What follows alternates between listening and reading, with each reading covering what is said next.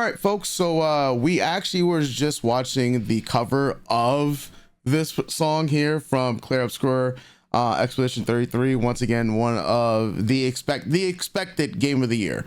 Like let's just cut the BS. This most likely is game of the year. I have not even played it yet. I haven't played it like a lot of the other, or I should say I played Hollow Knight. So that's that I have played that. But Clair Obscur, I'm looking forward to finally playing it within the next 2 weeks, before the Game Awards. But it's it's based off of RPG, JRPG at that, and it did include some unique elements to the game, which was industry breaking because it's not a AAA title. I think AA is where it would really fit in. The team was only like 33 people, and they completely flipped the industry on its head because people really thought that turn-based games were dead. At least JRP. They've never died to me, y'all. They've never died. They are alive and well to me.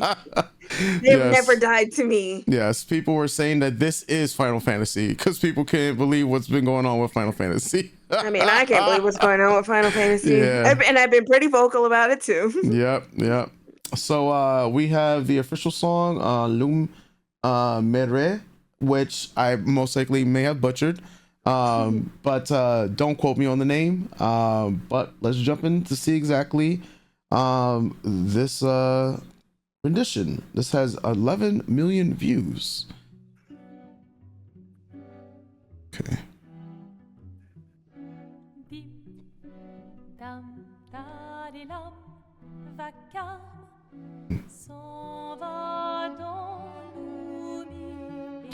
I got a little bit of goosebumps. Hold on.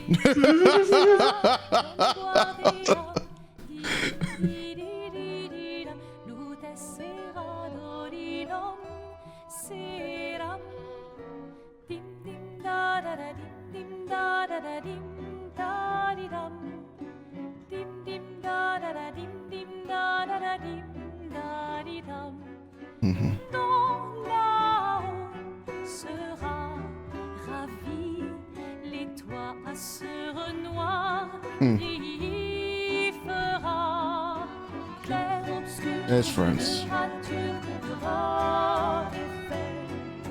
Clair obscur, dans des hauts peintures trouveras sans elle. Clair obscur, double de rature courbera effet. Clair obscur, dans des hauts peintures trouveras sans elle. Oh, clair,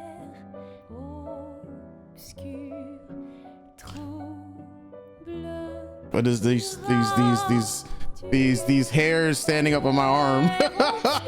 Like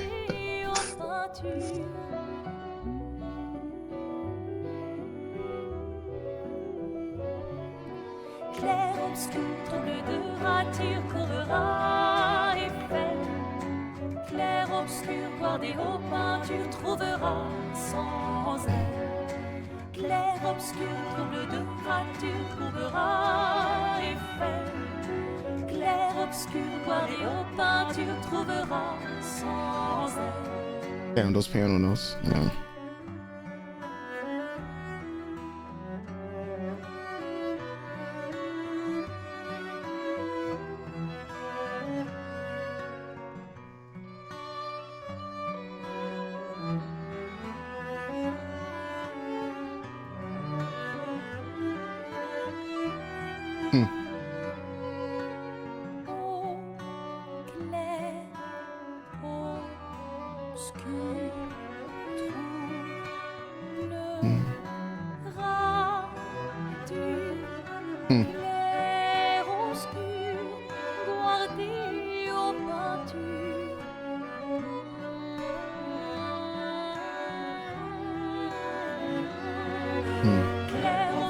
Okay.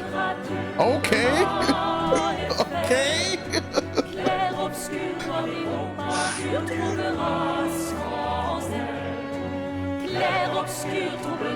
Get it. Okay. Get it. Get it.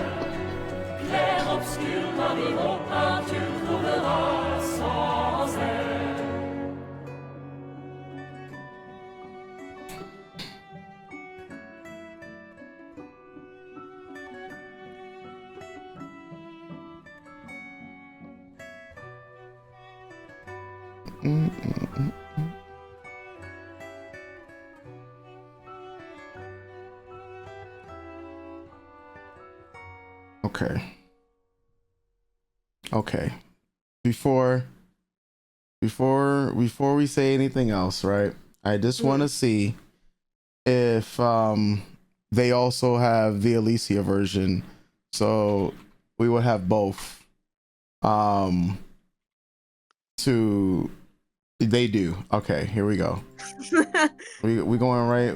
We go hear the Alicia version as well. Since we heard it in the other song, we gonna have both. You mean other video? Other video, yes.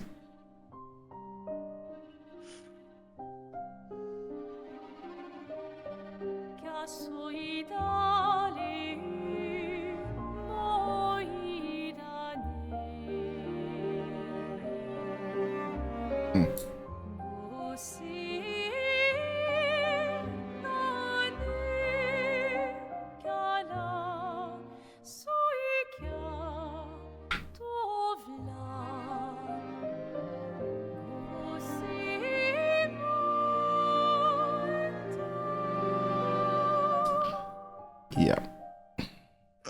Yeah. It's just yeah. Yeah. Yeah.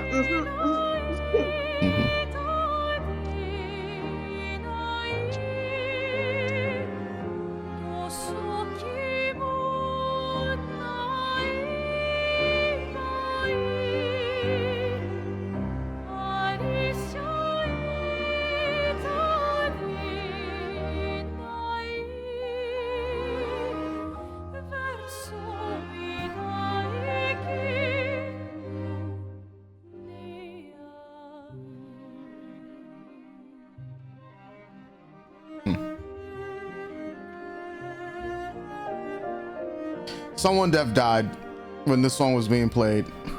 It also kind of feels just like the open world part of, I was gonna say a movie. It's not a movie of the video of the game. Yeah.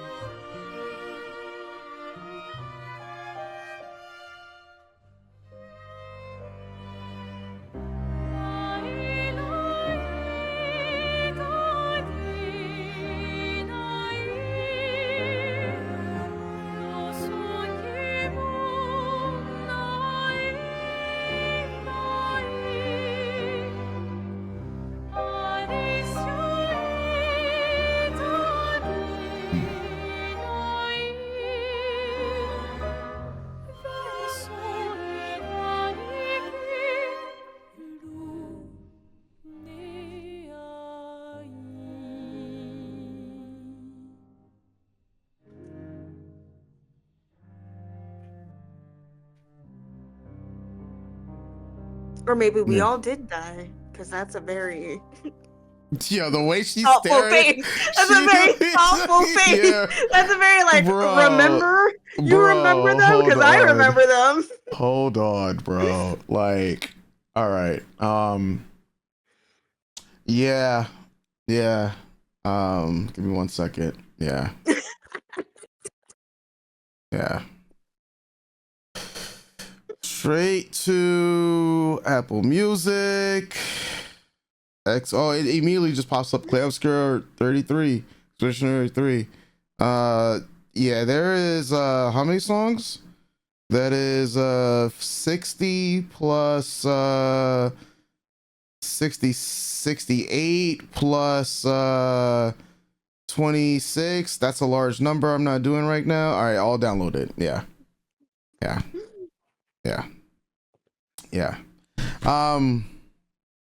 Yeah, those two songs would make me want to play the game immediately. To figure out, I mean, like, I just love, obviously I love classical music, but you know, just the arrangement for the two songs, like the orchestral element, of course, to all of it. Her voice is very like, this is in the realm of like how I feel like when you showed me Kylie Minogue for the first time, about like I feel like I'm being hugged. This is like a very it's like a very comforting voice, and I don't know, like, I wish we had more names. Is her name like Lauren Tessard? Maybe check in Maybe, let's see. the description bar down below. Yeah, like Alicia is composed by Lauren Tessard and Alice Duport Pasede. Okay, I'm not sure who you are, but I needed you and you came through. Like that's So sweet. yeah, like yeah, her voice is fucking amazing. Yeah. There's someone who made a video on the right hand side. I know we're doing this in real time. That says, "Is this video game music?" I'm wondering right now too, bro. Like, is this real? Like. Oh, see, that makes me sad. It feels like we've lost the receipts because yeah, this is video game music, and I think over the years it's definitely regressed. Yeah, I think people forget just how much thought, process, and care went into soundtracks for video games. I'm not saying that that's not apparent now. It's just not what it used to be. Yeah. And there's so many gems that you could find pre-2000 that are just as monumentous as this, that make you feel something in your heart while you're playing these games. And it's not just even the orchestral or the classical types or the operatic types. It's also like when I think about Jet Set Radio and just the thought process of the music choices for that game, or like fighting games too. Like we were talking about this a while ago. I think just how some of the older stuff for the instruments, I mean, when we think orchestral or like, that stuff, that much hasn't changed. A violin is still a violin, cello still a cello. But production wise, the boards and stuff like that, how little they had to how much we've had now, and it's just not the same. And I also think people, when they say it like that, don't realize the wealth of production and just everything when it comes to video games, because they look at video games as a lesser than medium.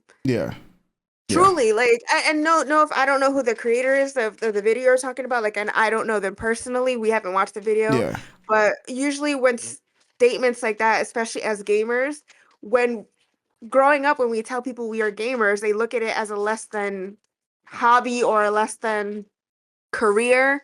Even now, it's still very less than to a lot of the general public, no matter how many people want to jump on. And it's also like, well, if it's not a football game or if it's not Call of Duty, it's less than. But then I think about the music choices in Call of Duty or in Madden and stuff like that, that people also don't think about, right? That, yeah, this is video game music. Some of the best soundtracks of my life come from video games. And I can see why Clair Expedition 33 got the nostalgia hype it did. I haven't played the game, and I'm just like, yeah, this feels like the epics of yesteryear for me. Of the early Final Fantasies, of the Xenosagas, of the Chrono Triggers and Chrono Crusades, of the Skies of Arcadia, of the Disgaeas, or even the Tekkens too, because sometimes even in the fighting games where it'd be like when they actually wanted to do an ending, it'd be some like fucking boss ass music, or even the openings to the game. It's just like, what is this? Why is this so grand? And you're just like punching bitches in the face. Like, truly, like, yeah, I think people really have slept on the idea that video games are more than just what they perceive them to be. I mean, it's also like that with comic books and anime and stuff like that. It's a very formative medium. And so many hands go into creating an intense, all-encompassing experience. And I really, again, haven't played the game, but I gotta give it to the team of Expedition 33. Like, I already immersed, like, in my head, listening to this music, I'm like, I already know where this fits, and I don't even need to play the game.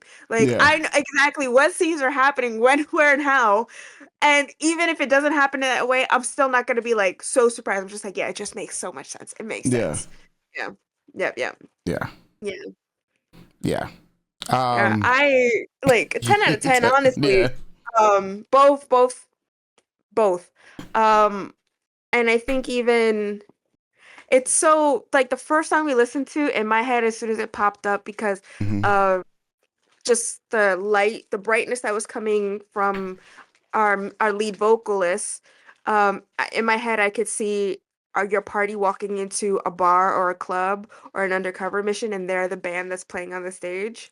Like it's so it made so much sense to me in my head, and yeah, and I think connecting with the music in that way and just the production of it was excellent. And yeah, I felt it. She's a amazing singer. And then when the backing came in, the choir came in, that I was like sold. Yeah, 10 out of 10 both songs. Yep. Yeah. Absolute 10 out of 10. I kind of I kind of just want to play the game, like, and immediately see exactly like why. Obviously people like give game of the year. Every game in that category has been given a lot of love and care. But something happened when this game was like revealed a few years back, right? And I looked at it and I said, yo, this looks amazing. Traditional like RPG with its own flair. We got parries and counters in it and whatnot. I'm like, people have experimented with trying to add that into RPGs beforehand, to varying success, but this one, it looks really good. Then it dropped, and immediately I'm just like, from amongst my friends, people are just like, yo, we have Final Fantasy. And everyone's just like, yeah, this here. They was like, yo, scrap 16, scrap 15. Like, this here is Final Fantasy Clair Obscur. Like Final Fantasy 33, people were nicknaming this game. Like, I was just like, all right, guys, all right, hold on.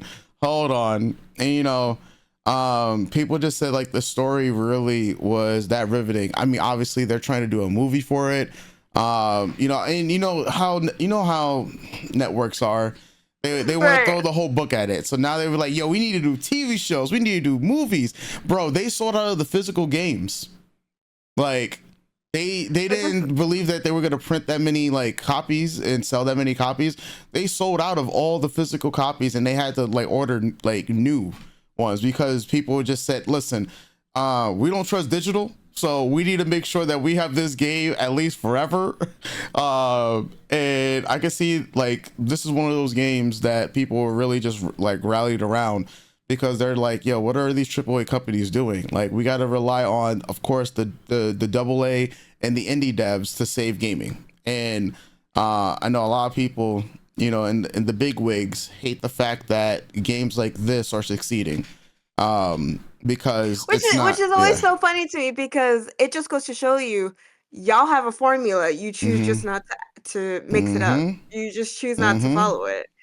And it's okay to innovate, to grow, to go forward, but in the last 20 years it's stalled in a way that is just you can't help indie devs from going, hey, remember the games we used to have fun playing that made us want to be game devs, that made us want to be creators? Yeah, let's just make one of those.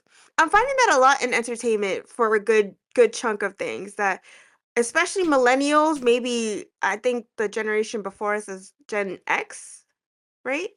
Maybe? I don't know. Maybe technically Gen X, they're just boomers. Okay, sure. That younger Gen X and millennials are now in the fields where the older Gen X and the people and the generation before then are just like slowly fossilizing, but then are also fossilizing the industries. And we're just trying to break in like, hey guys, remember you used to be creative? Remember you guys used to have fun? Remember all the ridiculous stuff you used to do that inspired us to get into these jobs? You've lost your way. So I guess we got to remind you of what you used to be. And and it works. And it's that mix of nostalgia and futurism, right? Because we couldn't if it's not for, let's say they started doing this game 2020, like creating it, like, cooking it up.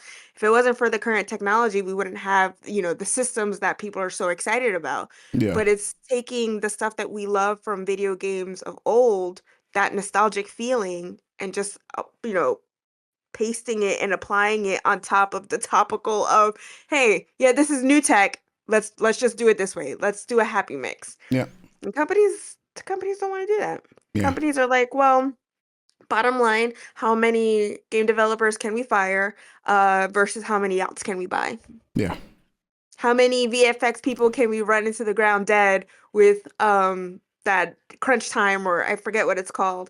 Just either, just to scrap the movie eventually, or just to, have it be subpar when it's out and then be surprised that the audiences don't like it, But how many yachts and homes can I buy? Gotta have a yacht.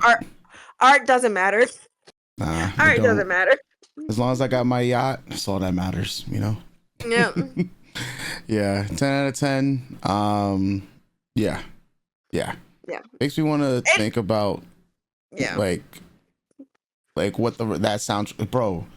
Like they got songs. So I mean, I wonder if all the songs are like unique and different on the soundtrack and whatnot.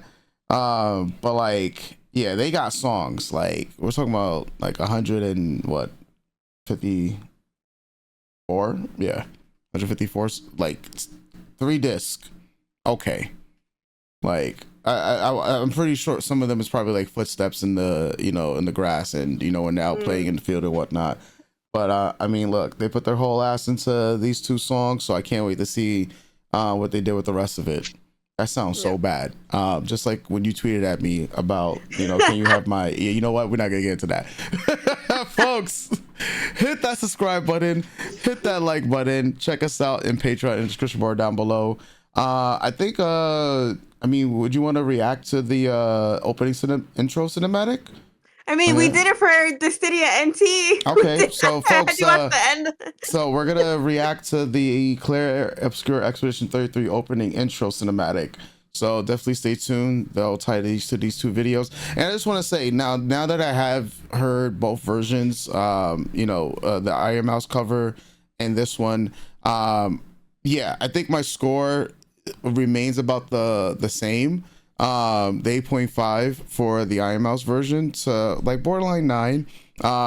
It's just that I think the arrangement was a bit different in the cover version. Obviously, it didn't have the orchestra, and that does play a massive role for me. That's just bias at this point. But I do like both renditions. Obviously, I do like the what we have right now with the original one a tad bit more because of the orchestra and just the power vocal. That choir portion I didn't talk about, but that really just took it over the edge for me, man. Like, that took it over the edge. I was already like, I heard her voice, I said, oh yeah, this is 10 out of 10. Like I was getting goosebumps. Like I'm like, bro. And then when at the Alicia, like the song is over, but she just staring into her soul, and I'm just like, the hair on my arms are still standing. Like it's just stone cold. I'm like, all right, yeah, stone cold. But folks, check out. Stay tuned for our opening cinematic reaction. So stay tuned. Elsis.